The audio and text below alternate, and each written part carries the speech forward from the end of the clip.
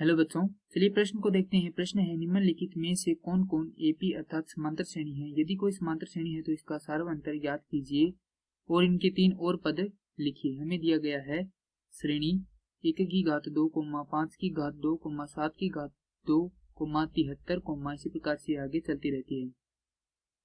प्रश्न को हल करने से पहले इस प्रश्न की मुख्य अवधारणा पर विचार करते हैं। तो प्रश्न के लिए मुख्य अवधारणा हो जाएगी कि यह समांतर श्रेणी क्या होती है।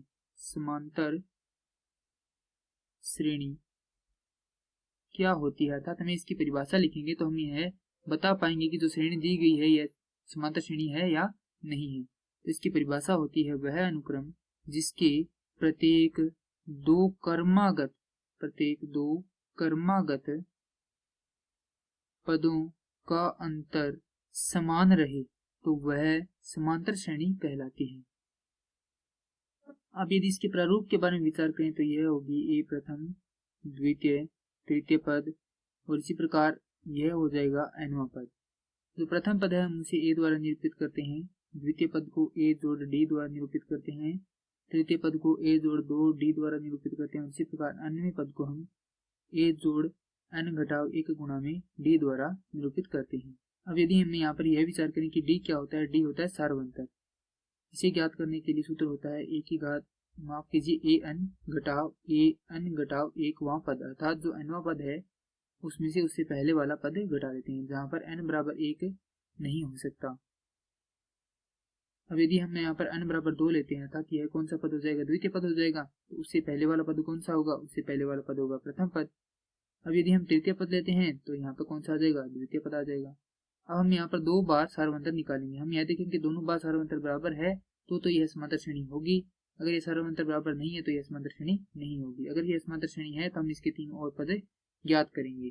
सबसे पहले जो श्रेणी दी गई उसे लिखते हैं। श्रेणी है 1 की घात 2, 5 की घात 2, 7 की घात 2, 73, इसी प्रकार आगे चलती रहती है। तो 1 की घात 2 होती है 1, 5 की घात 2 होती है 25, 7 की घात 2 होता है 49, 73, इस प्रकार से श्रेणी चल रही है।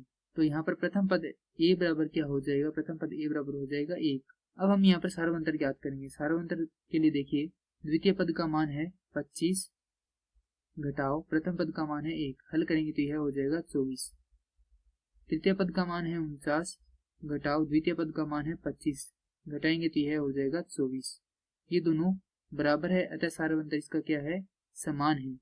तो यह एक समांतर श्रेणी है जिसका सार्वंतर 24 है। अब हमें ज्ञात करने तीन और पद।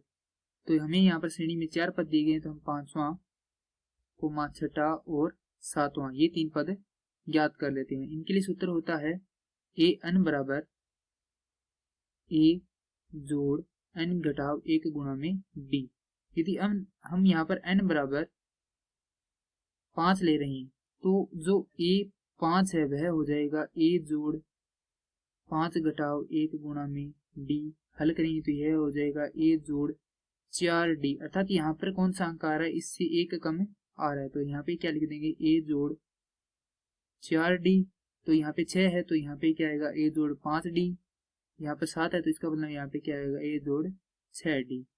अब यहाँ पर हमारे पास a व d के मान है, हम यहाँ पे इसे रख कर हल कर देंगे। तो a का मान है 1 जोड़ 4 गुणा में d का मान है 24, हल करेंगे तो यह हो जाएगा 97।